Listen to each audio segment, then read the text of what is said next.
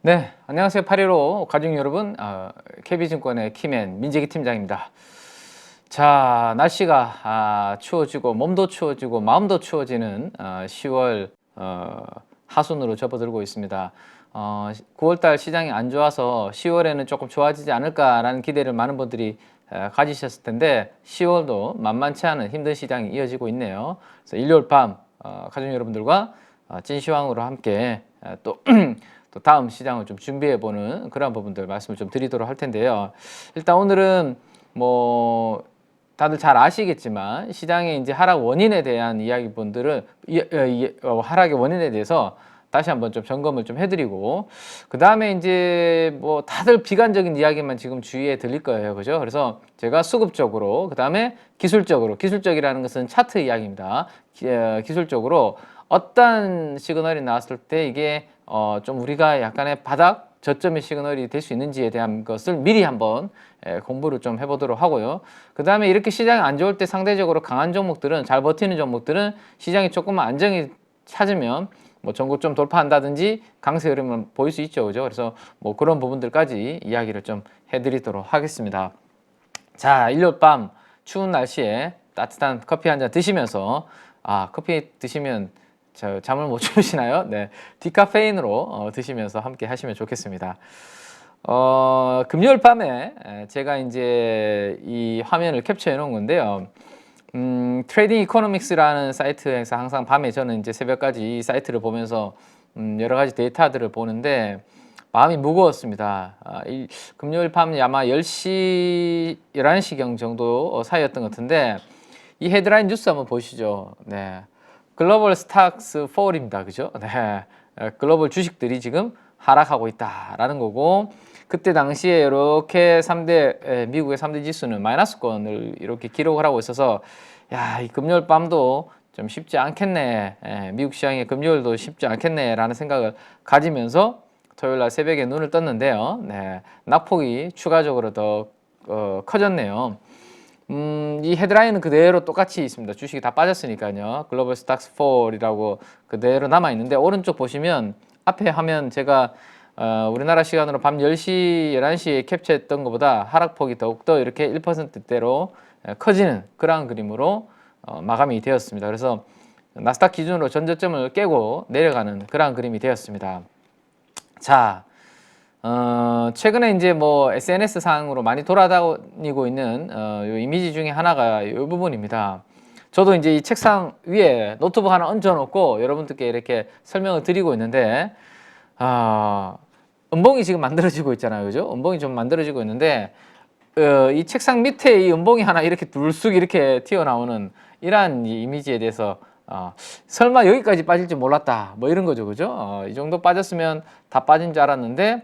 책상 밑에 지하가 또 있네라는 SNS상의 이미지가 돌아다니길래 가지고 한번 왔는데 이럴 때가 어쨌든 뭔가 그죠? 무슨 지하 이야기 나오고 뭐 반대 매매 이야기 나오고 이럴 때가 어쨌든 가장 힘든 구간이고 요 구간을 우리가 잘 버텨내면 또 이제 큰 파동이 한번 나올 수 있으니까 그 부분을 우리가 슬기롭게 잘 이겨내야 되지 않을까 싶습니다. 그래서 설마 시장이 이렇다고 해서 지금 키보드와 컴퓨터를 때려 부수는 그런 장면인데요. 이렇게 하지 마시고 지금 차라리 내가 좀 힘들다 싶으면 뭐 컴퓨터나 모니터를 좀 끄시고 끄시고 시장이 좀 좋아질 때 다시 이제 컴퓨터를 키는 것도 괜찮죠. 그래서 나중에 좋아졌을 때 뭔가를 해야 되는데 다 때려 부시면 그때 못하니까 잘 참으셔야 됩니다. 이 그림처럼 그렇게 하시면 안 되고 자, 함께 잘 이겨내야 될 것 같고요. 그러면 제가 매일 아침에 이제 한 8시부터 우리 8.15 가족분들과 장시작전 방송이라는 것을 하고 있고 일요일 밤에 8시에는 또 주간 찐시황을 이제 함께 하고 있는데 그때마다 제가 가장 앞쪽에 말씀드리는 부분이 요 세 가지를 가지고 이야기를 드리고 있죠. 뭐 저를 처음 보시거나 8.15 방송을 오신 지 별로 안 되신 분들은 종목 이야기나 하지 종목이나 찍어주지 뭐 저런 뭐 매크로 이야기나 하고 있어 라고 생각하시는 분들도 계시겠지만 대부분의 아마 저와 함께 하시는 분들은 야 키맨이 왜 이런 이야기들을 하시는지 다들 잘 아십니다. 그죠? 이거에 따라서 시장의 바람의 방향성이 이렇게 되느냐 아니면 이렇게 되느냐가 결정되는데 이렇게 될 때 우리가 투자를 적극적으로 해야지 이렇게 되고 있는데 투자를 해가지고는 만만치 않잖아요. 쉽지 않잖아요. 그죠? 그래서 요 세 가지의 지표의 방향성을 보면서 주식을 우리가 적극적으로 할 때인지 아니면 좀 쉬어야 될 때인지. 그래서 시장에는 항상 강세론자가 있고요. 그 다음에 또 약세론자 등 아니면 비관론자. 네. 이렇게 나눠져서 항상 시장에서는 임팩트 있게 기억이 오래 남고 좀 유명해지는 분들은 강세론자 아니면 약세론자입니다. 왜? 그들은 계속 강세로 이야기하고 약세론자라 비관론자분들은 계속 안 좋게 이야기만 하거든요. 그러면 결국에는 한 번만 맞으면 그게 부각이 되는 거거든요. 아, 그 닥터둠 뭐 이런 이야기 하면서 이야기를 합니다. 근데 저는 이쪽도 아니고 이쪽도 아니에요. 예. 저는 강세론자도 아니고 그렇다고 해서 약세론자, 비관론자도 아닙니다. 저는 이 세 가지 요소들에 따라서 지금은 시장이 좀 좋아질 것 같네요 라고 하면 이쪽 이야기를 해드리고요. 요거 좀 안 좋아지는데요, 지금 좀 조심하시죠, 리스크 관리하시고 보수적으로 대응하시죠 라고 하면 저는 이쪽으로, 저는 유연하게 이 사이를 왔다 갔다 하는 거지 시장의 흐름에 따라서 저는 시장을 늘 좋게 이야기하지도 않고요, 그렇다고 늘 저는 비관적으로 이야기하지도 않습니다. 다만 요 세 가지 방향성이 주식시장에 지금 불리하기 때문에 요즘은 제가 아래쪽에 이야기를 하는 빈도수가 높죠. 그러면 여기에서 위쪽으로 되려면 어떤 시그널이 나와야 되는지 오늘 그 이야기를 제가 뒤에 이따가 해드릴 테니까 일요일 밤에 힘드시더라도 오늘 끝까지 한번 잘 들어주시면 좋을 것 같습니다. 희망적인 이야기들도 들어가 있습니다.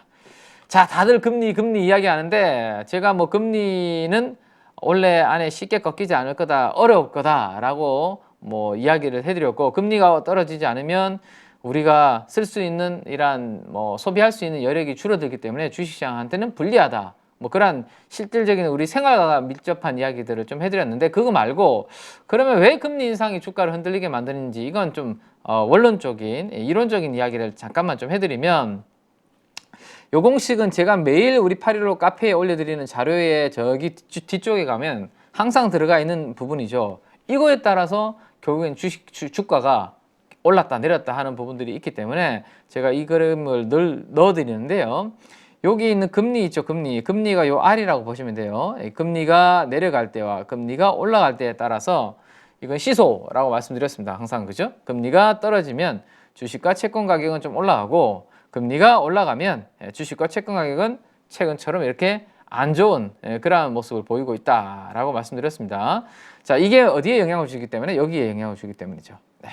금리가 떨어져줘야 밸류에이션을 좀 높게 이렇게 줄 수 있기 때문에, 실적에다가 이걸 곱해서 우리가 주가가 나오는데 지금이 이게 올라가는 게 아니라 금리가 높기 때문에 이게 자꾸 떨어지는, 그죠?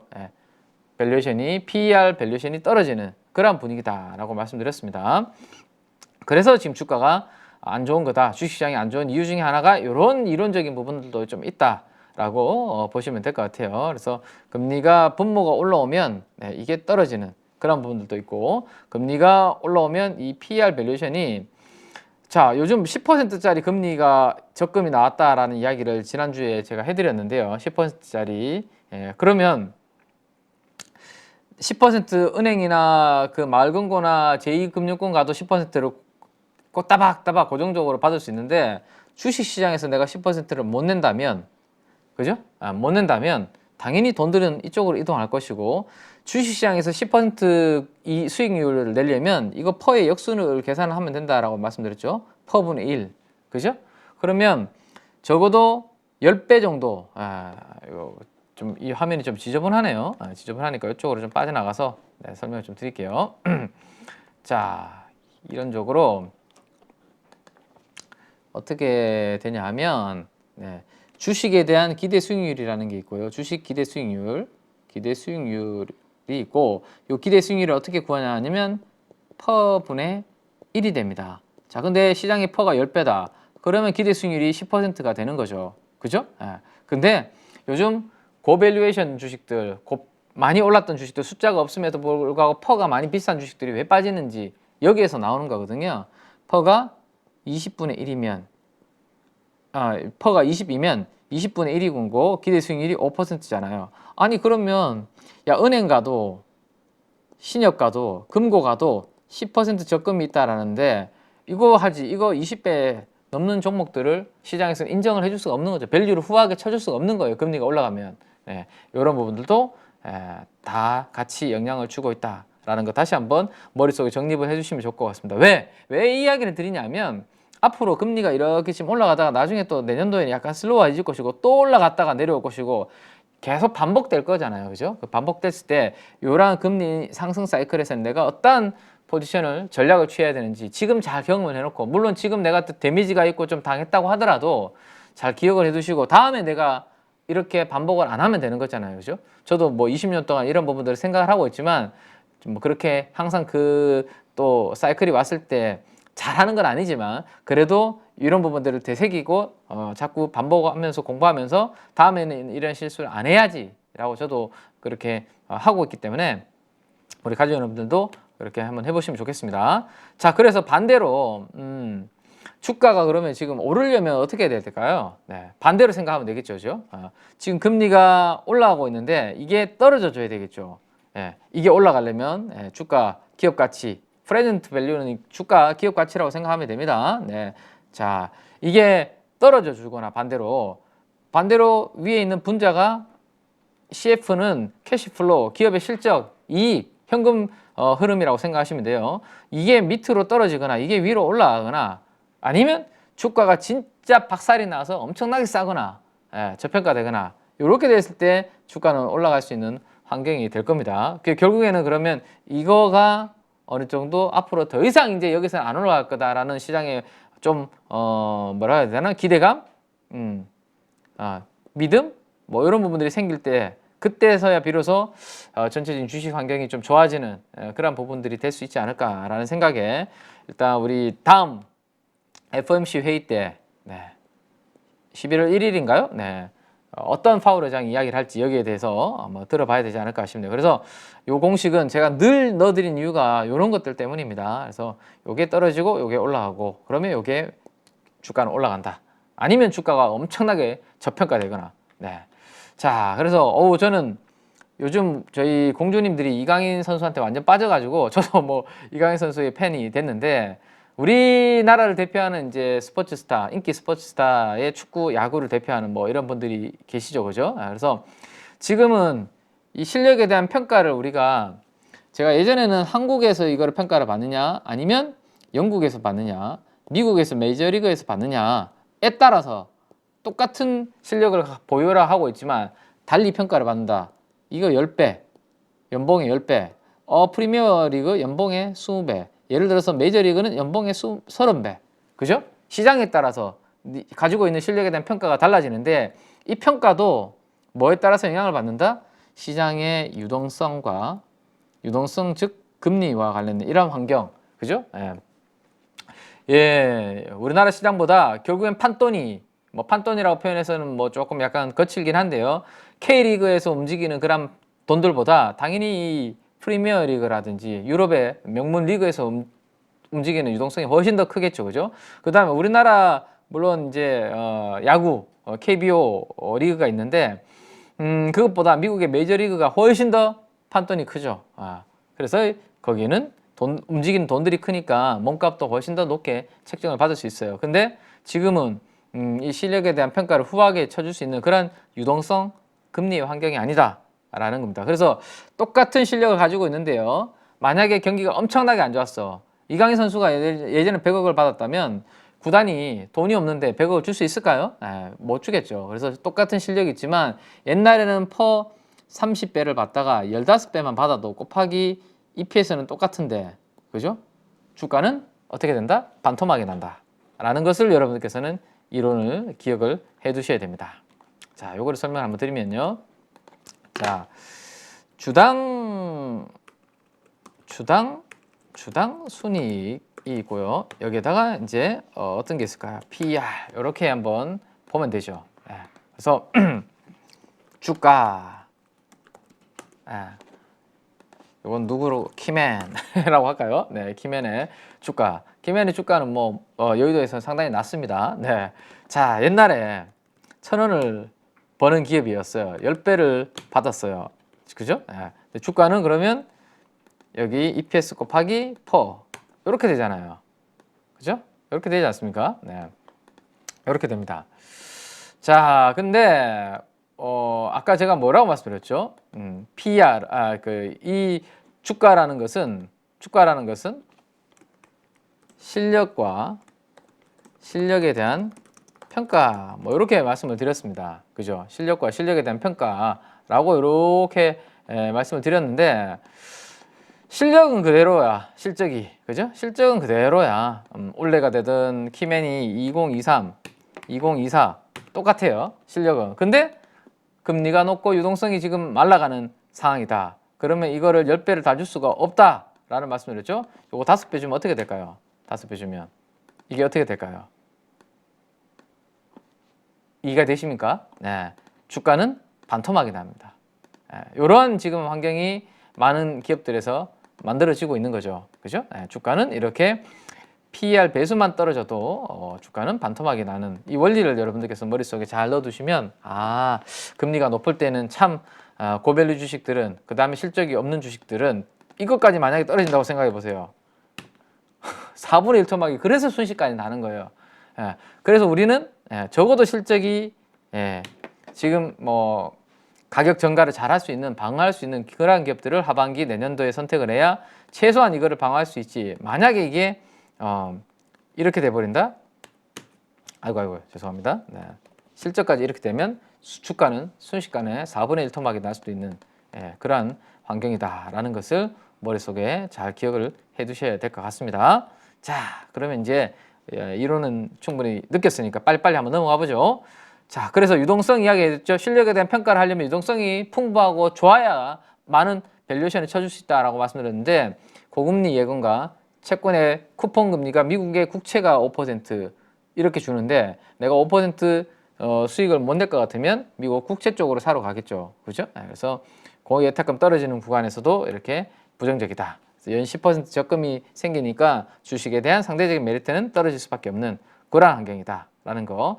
자, 요거도 제가 항상 우리 자료에 넣어드리는 그림입니다. 금리와 시장, 밸류에이션, 이 PER과의 관계는 반대의 그림이다. 빨간색 그림과 파란색의 그림은 반대의 그림이다. 라고 말씀드렸고, 빨간색이 바로 금리의 그림이에요. 금리가 올라갈 때 시장에서 PER은 어떻게 됩니까? 이렇게 떨어지죠. 근데 지금 금리가 올라가나요? 떨어지나요? 금리는 이렇게 5%를 향해서 올라가고 있잖아요. 그죠? 그래서 고금리일 때는 주식 투자할 필요 없지. 주식 매도해야지. 그래서 가격 빠지는 거고요. 자, 반대로 금리가 이렇게 떨어질 때는 은행에 가봤자 쥐꼬리 이자인데 야, 이거 투자하는 게 낫지 않겠어? 주식시장으로 들어오겠죠. 가격 올라가겠죠. 그런 환경이 당분간은 쉽지 않은 환경이고 내년도에 적어도 하반기는 가야 되지 않을까. 뭐 이런 생각들. 그러면 우리가 전략을 포지션을 어디에 취해야 되냐? 성장주 쪽을 봐야 되나 가치주 쪽을 봐야 되냐라는 이야기를 했을 때 이것도 마찬가지로 금리와의 관계입니다. 이 빨간색이 국고채 3년물 금리인데요. 금리가 이렇게 올라갈 때 성장주들의 프리미엄은 이렇게 빠지고요. 금리가 이렇게 떨어질 때 성장주들의 막 열광을 하는 거죠. 이렇게 금리가 낮고 이자도 낮은데 폭발적으로 성장하는 기업들한테 막 돈들이 몰려가는 거죠. 이렇게 되는 겁니다. 근데 지금은 이런 구간이잖아요. 이런 구간. 그죠? 금리 올라오니까 성장주들의 밸류에이션이 떨어지는 숫자가 없고 밸류가 비싸고 이러한 주식들은 조심해야 되는. 그래서 최근에 보시면 이게 이제 뭐라 해야 되나 하늘색 요게 미국의 10년물 금리인데요. 그리고 짙은 색은 뭐냐 하면 밸류 그로스 성장주보다 가치주가 얼마나 퍼포먼스를 보여주냐라는 겁니다. 금리가 이렇게 올라가는 구간에서는 성장주보다 가치주들이 확실히 강하고요. 금리가 떨어질 때는 성장주들이 강합니다. 그래서 지금 최근에 은행주들 움직이고 일부 실적주들, 가치주들이 움직이는 이유가 이런 부분들이다 라고 보시면 되겠습니다. 자, 그래서 앞으로 우리 가족 여러분들이 기억을 하셔야 되는 것은 다 올라요. 지금 제 월급만 안 오릅니다. 파리로 이제 출연료도 안 오르고 회사에서 받는 제 월급도 안 오르고요. 아무것도 안 올라요. 근데 뭐가 오릅니까? 지금 다 여기 있는 건 다 올라가요. 그래서 기업들이 영업 활동하기가 참 어려운 환경인 거죠. 그죠? 매출액은 이제 가격 곱하기 수량인데 이거가 올라가는 것은 좋은 방향이고 밑에 있는 이거 마이너스는 CF 마이너스는 캐시플로우 마이너스는 비용이죠. 비용은 떨어져야 이게 어떻게 됩니까? 이렇게 되는 거 아닙니까? 그죠? 매출은 올라가고 비용은 떨어져야 이익이 많이 나는 건데 지금 매출도 애매한데 이게 어떻게 되는 구간인가? 이렇게 되고 있잖아요. 지금 그중에서도 특히 이자. 제가 계속 이자를 가지고 설명을 드리고 있습니다. 그죠? 금리가 올라가면 우리 생활이 점점 팍팍해진다. 거기에다가 최근에 유가가 또 원재료비. 우리는 유가를 수입해 오죠. 유가, 브렌트, WTI 다 올라가고 있죠. 그래서 이런 부분들이 올라가기 때문에 만약에 여기에다가 가격에다가 이거를 전가하지 못한다면 어떻게 될까요? 아까 보여드렸던 그 엑셀에서 그 흐름처럼 이익이 깨지겠죠. 거기에다가 PER까지 또 깨지면 주가는 순식간에 반토막 4분의 1이 나는 겁니다. 그래서 이게 올라가는 것을 여기에 전가를 할 수 있는 기업, 비용이 올라가는 부분들을 여기 P에다가 전가할 수 있는 기업, 그런 기업들은 앞으로 엄청나게 제가 봤을 때 프리미엄을 받을 가능성이 시장에서 높다. 우리는 그런 것들을 앞으로 찾아내야 된다. 저도 찾아서 여러분들한테 말씀드리려고 노력을 할 것이고, 자, 그래서 밸류는 우리가 보수적으로 해야 된다, 하반기. 그리고 지금 이따가 기사 하나 보여드릴 텐데 바로 보여드릴까요? 자, 이거 보시면 한숨이 나오는데요. 어제 저녁에 금요일 날 저녁에 나온 기사입니다. 이틀 만에 반대 매매가 무려 8천억이 나왔고, 이거는 사상 최대 규모로 이미 뭐 저는 여러분들께 계속 강조를 드리고 주의를 드렸습니다. 그죠? 지금은 절대로 금리 올라가는 구간에서 레버리지를 일으켜서 내가 가진 돈이 아니라 빌려서 투자하는 것은 절대로 지금은 해서는 안 되고 조심해야 된다라고, 선수가 아니라면, 물론 고수분들은 알아서 따박따박 수익 잘 내시겠지만 그렇지 않다라면 2006년도 금융투자협회에서 집계를 시작한 이래 역대 최대 규모의 지금 반대 매매가 이번 주에 이루어졌다라는 것은, 반대를 생각하면 부정적으로 생각하면 너무나 안타까운 일이고요. 그죠? 긍정적으로 생각하면 조금씩 바닥이 가까워지고 있는 게 아닌가. 왜? 신용담보 부족, 매물이라든지 반대 매매 이런 부분들이 한번 만들어지면 그때가 결국 좀 바닥권을 형성하는 경우가 늘 있어 왔기 때문에 시장은. 자, 그거는 이따가 다시 한번 보죠. 자, 그래서 금리와 관련된 이야기를 한번 해봤고요. 그 다음에 금리를 내가 좀 파악하기 좀 쉽지 않은 분이라면 환율은 우리가 뭐 네이버라든지 뭐 HTS라든지 아니면 내가 모바일이라든지 바로바로 확인 가능하죠. 그죠? 환율을 잘 봐야 된다.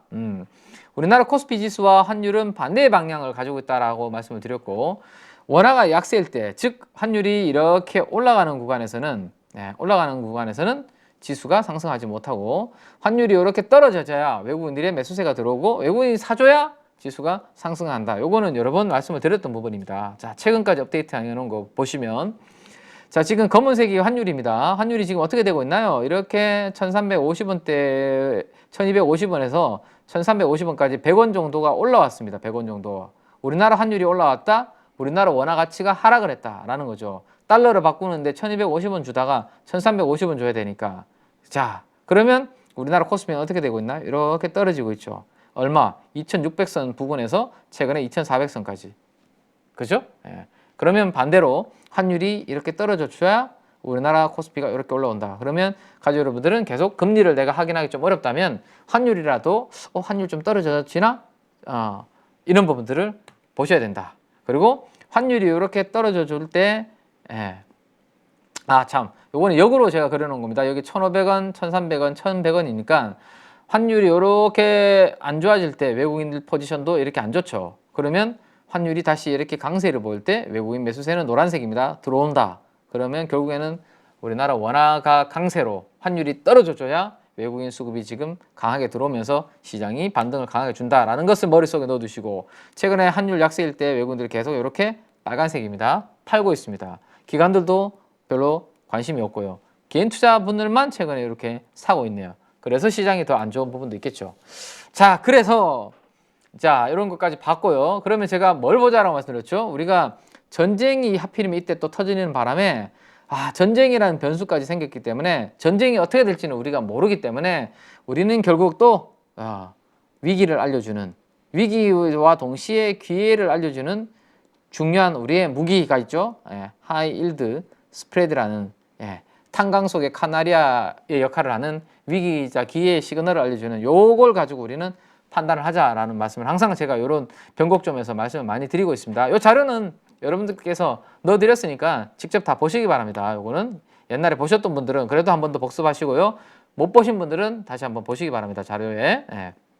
자, 요건데요. 이 밀턴 프리드먼이라는 엄청나게 유명한 교수분이 세상에 공짜 점심은 없다라고 이야기를 하셨습니다. 이게 무슨 이야기냐면 국채는요, 나라가 망하지 않는 이상은 뭐 미국이라는 나라가 뭐 부도날 일은 거의 제로에 가깝잖아요. 그죠? 뭐 그러면 미국에서 발행한 채권은 세계에서 가장 안전한 자산이라고 생각을 하죠. 근데 어떠한 기업이 발행한 회사채는 여기에 보시면 뭐가 하나 더 붙죠? 국채에 대비해서 뭐가 하나 더 붙나요?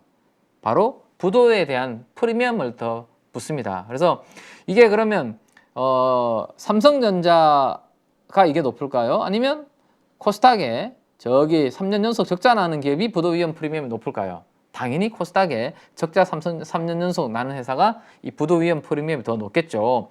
대형주보다는 소형주가 당연히 이렇게 리스크 프리미엄이 더 높다라는 것까지 머릿속에 넣어두시고, 그러면 시장이 위험하면 위험할수록 돈들은 어디로 갈까요? 왼쪽으로 이동하겠죠. 그죠? 왼쪽으로 이동하겠죠.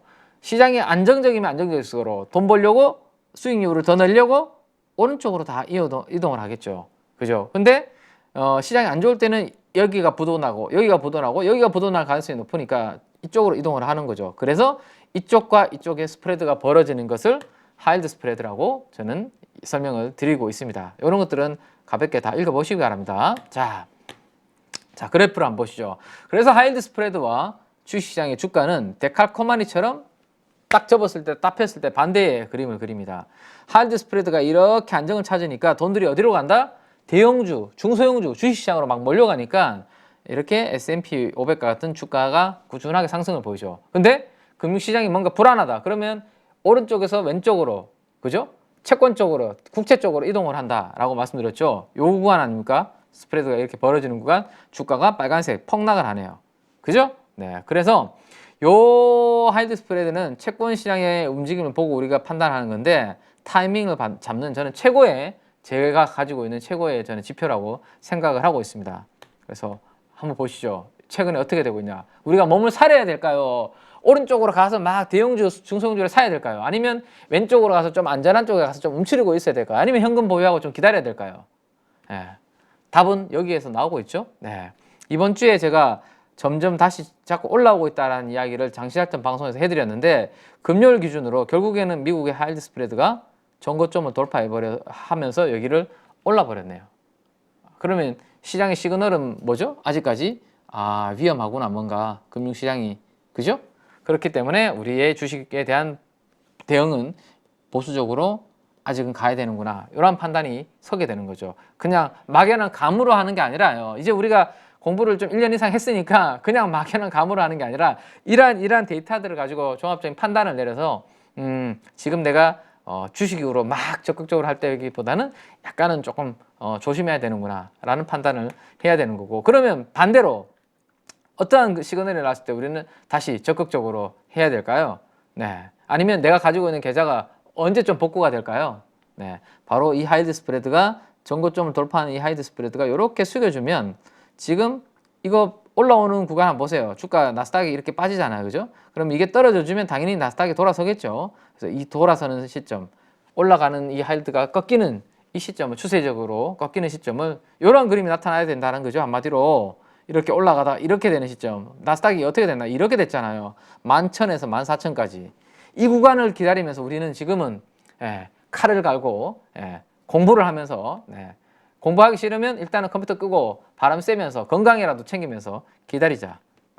자, 중국의 15금리도 대표적인 이 위험을 알려주는 지표라고 말씀드렸고, 이거는 이렇게 단기간, 요게 장기, 길면 길수록 금리는 위험 보상에 대한 부분이 높아지기 때문에 금리는 높아져야 된다라는 말씀드렸죠. 그래서 금리가 이렇게 단기물에서 장기물로 갈수록 금리가 높아지는지를 잘 봐야 된다. 순서대로 이렇게 되는지를 봐야 된다. 근데 이게 아니라 갑자기 단기 금리가 이렇게 툭 튀는 그런 그림이 나오면 위험한 시그널이다라는 말씀드렸죠. 자, 10월 20일 날 최근에 중국의 15일 레이트 보셨습니까? 중국의 주가가 지금 전저점을 깨고 내려가고 있잖아요. 상해 뭐 이런 것들. 근데 제가 이런 것들을 보시라고 말씀드렸죠. 중국 투자하시는 분들은. 자, 1.90, 2.10, 2.44, 뭐야 이거? 2.23. 갑자기 툭 튀어버렸네요. 그죠? 이렇게 되다가 이렇게 툭 튀었다가 이렇게 돼버렸네요. 뭔가 금융 시장에서 중국도 불안한 그런 모습이 나타나고 있죠. 그래서 자, 그러면 여러 예란들을 쭉 봤는데, 그러면 과거에 2020년도부터 제가 거의 한 3, 4년 동안에 코스닥 지수를 그려봤고요. 어떤 구간에서 주가가 좀 빠졌을 때 좀 그래도 저점이 좀 만들어졌는지를 한번 한 땀 한 땀 이거 힘들게 그린 겁니다. 잘 보시기 바랍니다. 네. 자, 2020년 이후에 3천억 이상, 자, 이거 조금 크게 보여드릴까요? 네. 자, 2020년부터 하루에 외국인들이 하루에 매수하는 금액 기준으로 3천억 이상 사는 날은 이렇게 됩니다. 이렇게 좀 쭉 나오죠. 예, 금액 기준으로 제가 정렬을 해놓은 거니까 하나, 둘, 한 몇 개 되나요? 한 20일 정도 되나요? 네. 아무튼 자, 3천억 이상 사는 날을 제가 차트에다가 다 표시를 해둔 겁니다. 이렇게 표시해 둔 겁니다. 얼핏 보기에도 몇몇 부분을 제외하면 3천억 이상 순매수가 들어온 부분이 거의 조금 그래도 단기적으로는 주가의 저점을 형성한 케이스가 많네요. 가장 좀 드라마틱하게 보이는 부분은 이런 부분들 보이죠? 이런 부분들 급격하게 빠졌다가, 그죠? 급격하게 빠졌다가 이런 부분들 급격하게 폭락했다가, 급격하게 폭락했다가 3천억 이상 바닥에서 이런 구간들 급격하게 폭락했다가, 자, 여기도 단기간에 폭락했다가 3천억 이상 순매수 들어오고, 최근에는 워낙 이 2차 전지 관련된 부분들 때문에 요거는 조금 제외한다고 치면, 2023년도 하반기 제외한다 치면 앞으로 쭉 한번 보세요. 급격하게 폭락하고 난 다음에 3천억 순매수 들어오고, 바닥을 잡는 모습이 나오죠. 자, 그러면 우리가 첫 번째로 기다려야 되는 부분은 일단 외국인들이 코스닥이 지금 상대적으로 많이 빠지고 있는데요. 외국인들의 일간 매수 규모로 적어도 한 3천억 이상 전후가 한번 들어와 주면 그때는 뭔가 바닥의 시그널을 우리가 수급적으로 한번 느껴볼 수 있지 않을까라는 거 한번 생각해 볼 수 있죠. 그죠? 네. 맞죠? 네. 그럴 때마다 수급이 그런 흐름을 보였으니까요. 자, 그거 한번 보시고요. 자, 그 다음에 요렇게 의미 있는 숫자의 외국인 매수세가 잡히면, 요거는 2015년도 이후에 외국인 1매수 2천억 이상을 뽑아놓은 겁니다. 과거에 제가 한번 보여드렸던 데이터인데요. 그렇게 들어오고 난 다음 1개월 뒤와 3개월 뒤의 수익률을 보면 그래도 플러스인 경우가 빈도수가 많죠. 그렇기 때문에 조금 주가가 단기적으로 이렇게 드라마틱하게 빠졌을 때는 적어도 외국인들의 순매수세가 3천억 전후가 한번 찍히면, 그때는 의미 있는, 이 지수 때는 조금 의미 있는 바닥권으로 우리가 판단해 볼 수 있는 신뢰를 좀 높여 볼 수 있다. 이해되시죠? 그렇게 한번 생각을 해보시고요. 자, 그 다음 지난번에 이거 제가 한번 보여드렸던 부분인데요. 자, 좀처럼 요거 앞으로 반등 주기가 쉽지 않을 거다라는 이야기를 해드렸던 부분인데, 뭐냐 하면 코스닥과 코스피의 PER이 이렇게 괴리가 벌어지게 되면 시장에서 한 번씩 충격이 왔었고, 2015년도, 2018년도에 충격이 왔었고, 지금도 이게 역대급으로 PER 밸류에이션이, 그러니까 코스닥이 너무 급등했던 거죠. 밸류에이션이 벌어졌기 때문에 이게 벌어지면서 121선을 이탈하게 되면 121선 회복하는 데는 꽤 시간이 많이 걸린다라는 거였습니다. 자, 2015년도에도 그죠?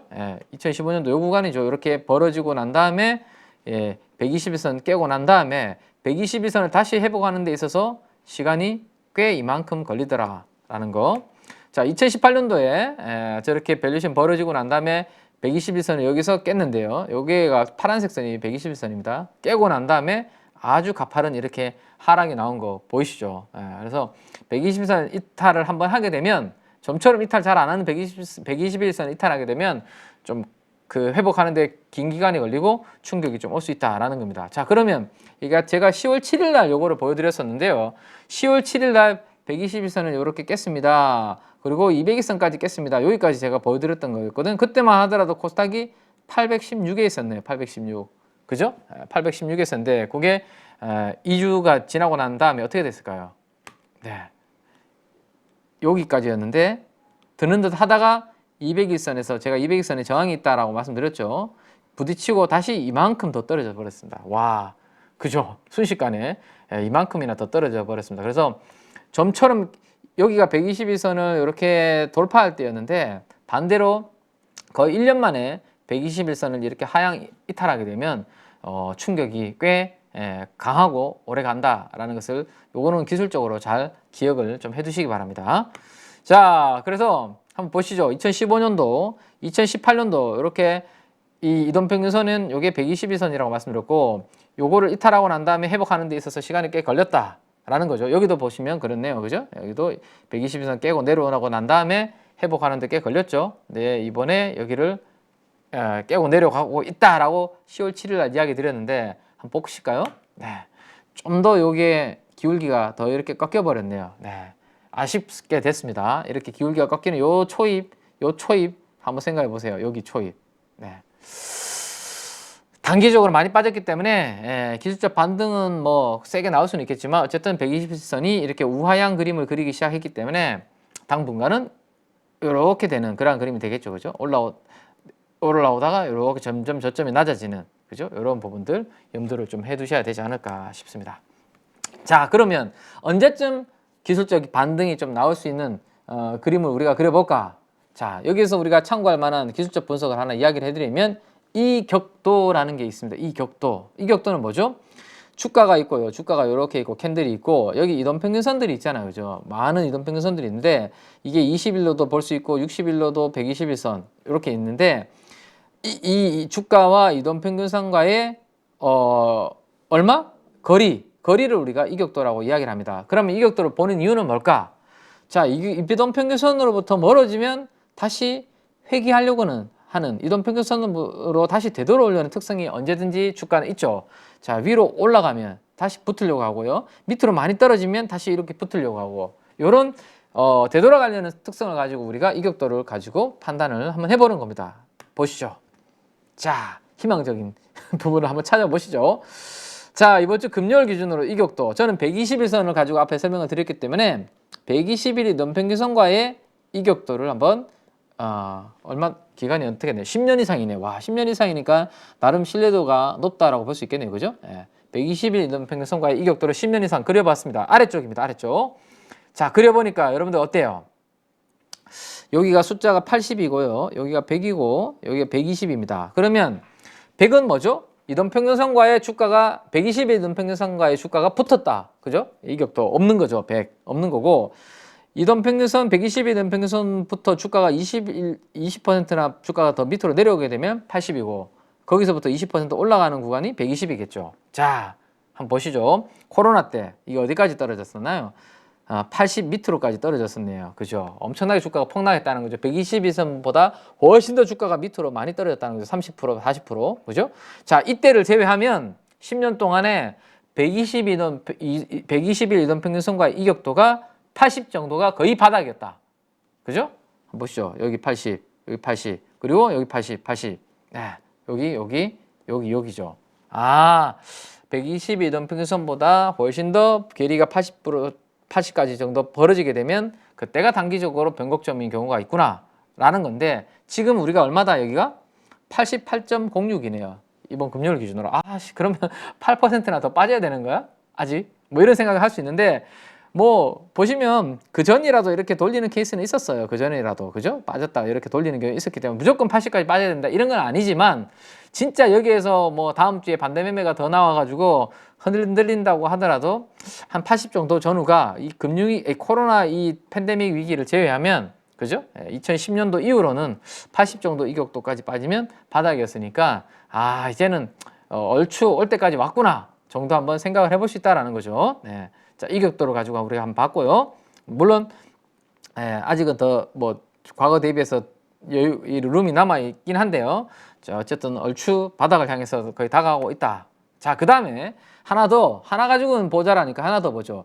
AB 레이시오라는 게 있습니다. AB 레이시오라는 게 있는데, 이것 또한 주가의 변동을 이용해서 강약의 에너지를 파악하는 겁니다. 그래서 앞으로 이제는 주가가 좀 상승 방향으로 돌아설까? 아니면 아직도 하락 방향으로 갈까? 뭐 이런 부분들을 참고하는 건데요.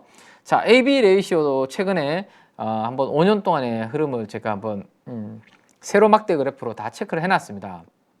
자, 요거는 어디가 거의 바닥이었냐면 50과 60 사이가 거의 이 최근 5년 동안의 바닥이었네요. 그죠? 지금 한번 보시죠. 2020년 3월달 코로나 팬데믹 때 이 빨간색 밑에 있는 AB 레이시오가 어디까지 빠졌나요? 여기죠. 60과 40 사이니까 거의 60과 50 구간이었죠. 예.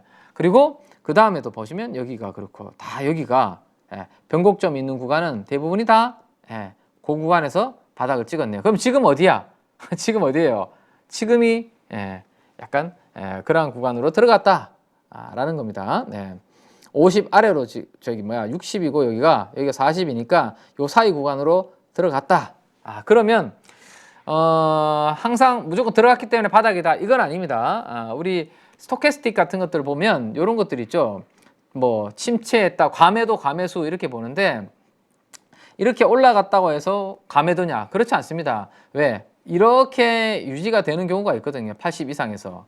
그리고 반대로 20이라면 이렇게 빠졌다고 해서 무조건 그러니까 과매수고 과매도죠. 과매도다. 그렇지 않습니다. 그러면 이렇게 빠졌다고 무조건 사야 되냐? 그렇지 않아요. 이게 항상 길게 이어지면서 주가가 더 빠지는 경우도 많이 있거든요. 결국엔 그래서 타이밍은 이렇게 침체 구간에서 들어갔다가 스토캐스틱이 돌아서는 시점, 빠져나오는 시점이 포인트고, 이것도 과매수도 무조건 과매수 구간으로 했으니까 많이 올랐으니까 팔면 안 돼요. 왜?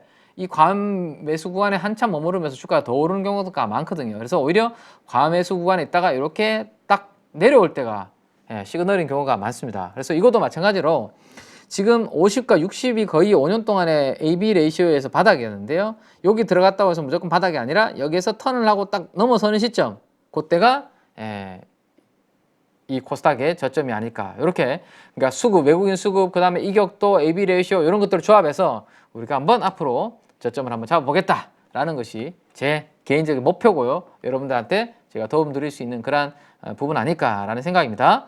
자, 그래서 마지막으로 이제 우리가 어쩔 때 바닥을 잡을 수 있는지에 대한 이야기를 드렸으니까 오늘 시간이 제가 좀 빡빡하긴 한데 5분만 더 할애를 해서 말씀을 드리겠습니다.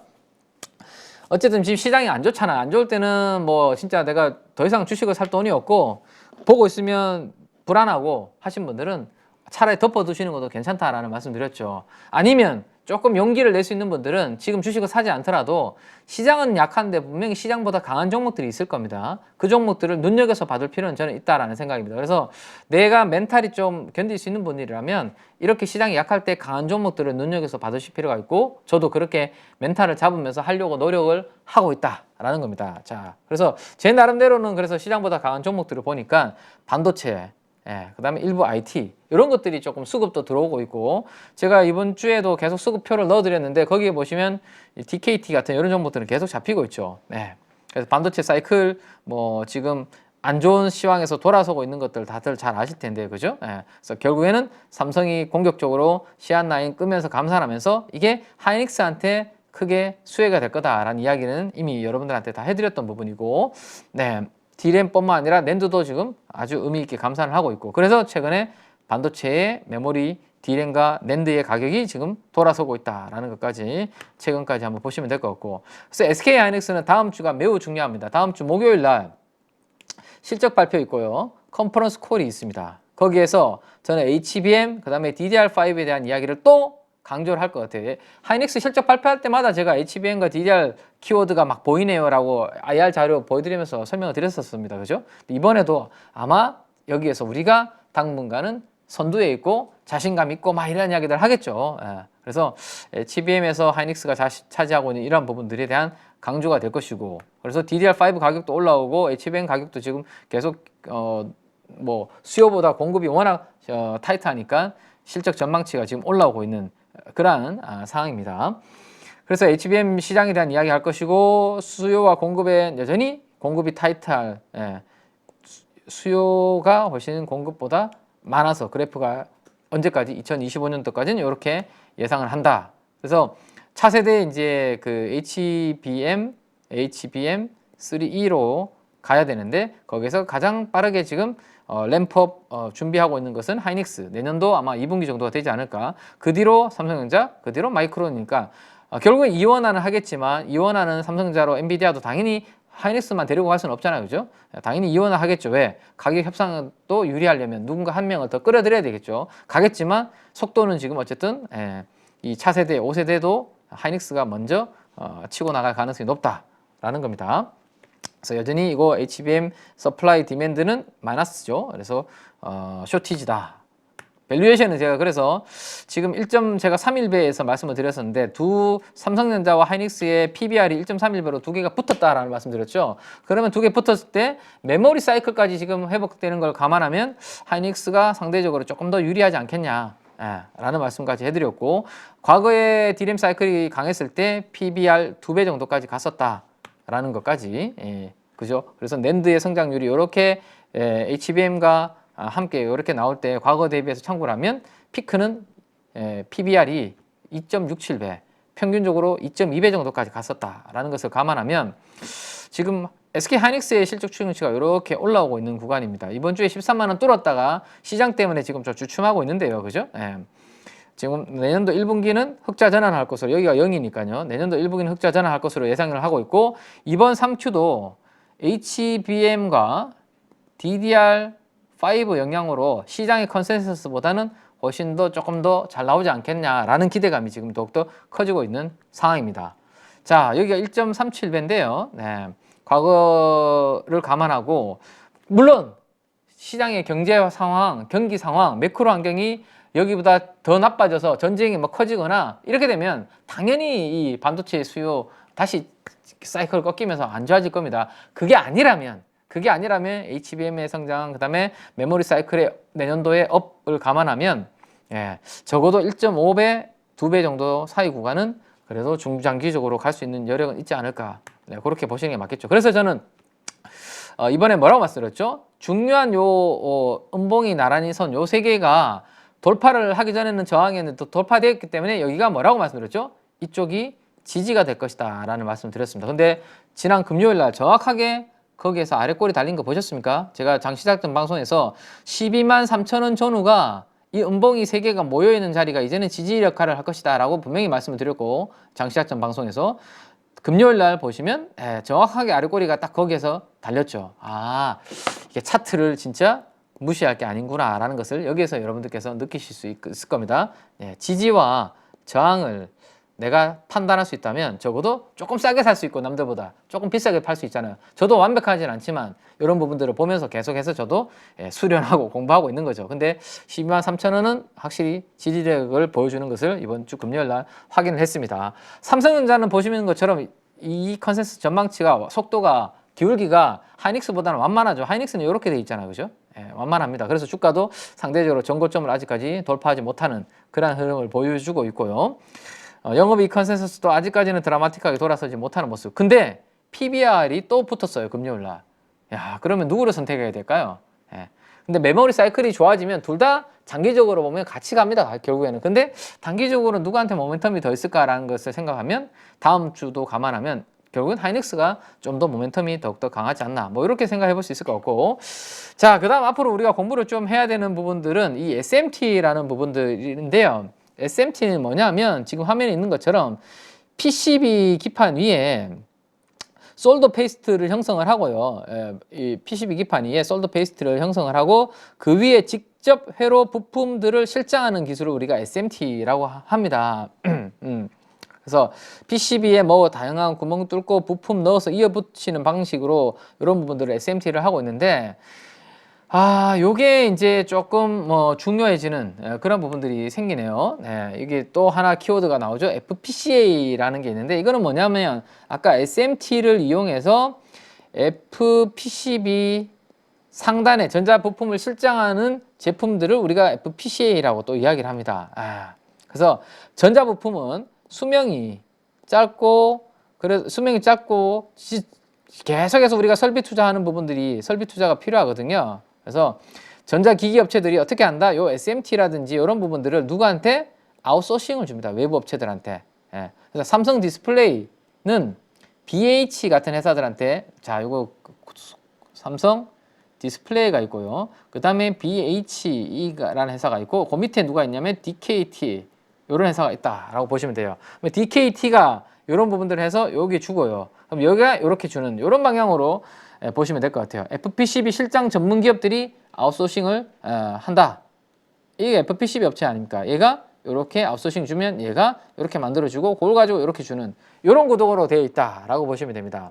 근데 최근에 이제 이런 기업들이 어디까지 하려고 한다? 이게 이제 배터리 셀이잖아요. 그죠? 모듈 팩 만들어 놓은 건데 이걸 벗겨보면 배터리 셀용 FPCA도 개발을 하고 있다라는 겁니다. 그래서 이 SMT 기술력을 적용해서 배터리 셀용 FPCA도 하고 있구나라는 것까지 우리가 생각을 해볼 수 있죠. 근데 지금 뭐 어쨌든 2차전지 관련주 전반적으로 센티가 좀 안 좋은데 DKT는 이게 전자 제품뿐만 아니라 2차전지 쪽으로도 이런 것들을 좀 확장을 하고 있구나라는 것을 참고를 해볼 수 있을 것 같고, 또 하나 우리가 확장성을 열어볼 수 있는 부분은 삼성 디스플레이 향으로 이게 가서 결국에는 궁극적으로 폴더폰과 같은 삼성전자 쪽으로 가고 있는데, 여기에서 누구?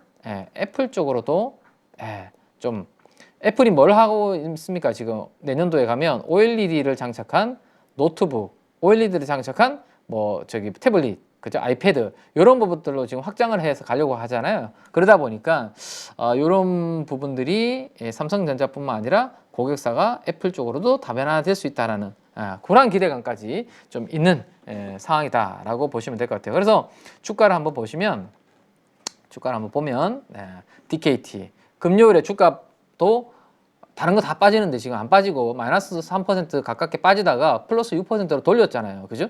그리고 화요일에도 거의 23%까지 이렇게 올라가는 그러한 그림을 보여주고 있습니다. 수급은 지금 보시면 기관들이 3일 연속으로 순매수세가 들어오고 있네요. 그죠? 특히 상업펀드와 투신을 중심으로 이렇게 수급이 들어오고 있습니다. 그래서 제가 지난번에 7,700 여기 20원에 선을 그어뒀는데 여기를 깨지 않으면 DKT는 뭔가 바닥권을 좀 형성할 가능성이 높고, 지금까지는 업황이 안 좋아서 이렇게 주가가 다 빠져 있는 상태거든요. 그래서 지금 당장 투자 바로 하자라는 말씀이 아니라, 시장이 이렇게 안 좋을 때 시장보다 뭔가 강한 종목들이 있는데 그 강한 종목들을 공부를 우리가 하려면 포인트를 알아야 돼요. 투자 포인트는 방금 제가 말씀드렸던 그런 부분들을 투자 포인트로 해서 앞으로 이 관련된 기업들 중심으로 요 부분들을 하고 있는 기업들이, 상장된 기업들이 몇 개가 있거든요. 몇 개가 있는 기업들을 중심으로 여러분들께서 공부를 일단은 좀 해두고, 시장이 좀 분위기가 좀 좋아졌을 때 그때도 한번 좀 수급 들어오고 괜찮다면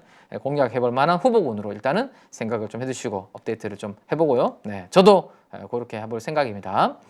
자, 이렇게까지 해서 가족 여러분들과 또 오늘은 좀 제가 시간이 좀 타이트하긴 한데 그래도 긴 시간 함께 했습니다. 자, 많은 분들이 힘드실 것이고, 아까 역대급의 반대 매매가 나왔다 이러한 이야기도 해드렸는데, 어쨌든 그러한 이야기가 들려올 때가 결국에는 뭔가 좀 점점 우리가 최악의 바닥에 가까워지고 있구나라는 것을 생각하셔야 되는데, 그 바닥의 타이밍은 누구라도, 신 아니면 참 잡기가 어렵죠. 그죠? 그래서 여러 가지 지표들을 제가 이제 조합해서 말씀을 드렸는데요. 그런 부분들을 여러분들 스스로 고민해 보시고 잘 업데이트해서 이번 하락장에서 크게 데미지 입지 않고 잘 이겨내서 내년도에 꼭 저랑 함께 복수할 수 있는 그러한 우리 가족 여러분들이, 이제 살아남는 우리 가족 여러분들이 되셨으면 좋겠습니다. 열심히 저도 부족하지만 옆에서 도와드릴 수 있도록 최선을 다하겠습니다. 자, 남은 일요일 밤 꿀잠 주무시고요. 저는 내일 아침 장 시작 전 방송에서 다시 힘차게 여러분들 도와드리도록 하겠습니다. 함께 해주셔서 감사합니다. KB증권의 김앤 민재기 팀장이었습니다. 감사합니다. 안녕하세요. 8.15 모니터 가족 여러분, 임수열입니다. 이번에 하나증권과 8.15 모니터기 함께 특별한 이벤트를 진행하는데요. 8.15 모니터 가족분들이 하나증권 신규 계좌를 개설하시면 특별한 혜택을 받으실 수 있습니다. 첫 번째 혜택은요, 국내 주식을 살 수 있는 3만 원을 드립니다. 두 번째 혜택은 하나증권과 함께하는 8.15 머니쇼 초청 받으실 수 있는 초청권입니다. 8.15 머니쇼는 특별한 강사진들에 의해 진행되는 프리미엄 세미나로 매회 500분을 초대해서 진행할 예정입니다. 그 외에도 소수점 주식 혜택을 드릴 거고요. 하나증권 계좌를 처음 만드는 분이라면 누구나 신청 가능하십니다. 이제 혜택 받는 방법 알려드리죠. 영상 하단부 더보기란에 기재된 링크를 통해 신청하시면 됩니다. 반드시 더보기란 링크를 통해서 계좌를 개설해야 이 혜택을 받을 수 있으니 유의해 주시기 바랍니다. 하나증권과 8.15 모니터기 함께 주식으로 하나 되다. 8.15 모니터 가족 여러분의 많은 참여 부탁드립니다.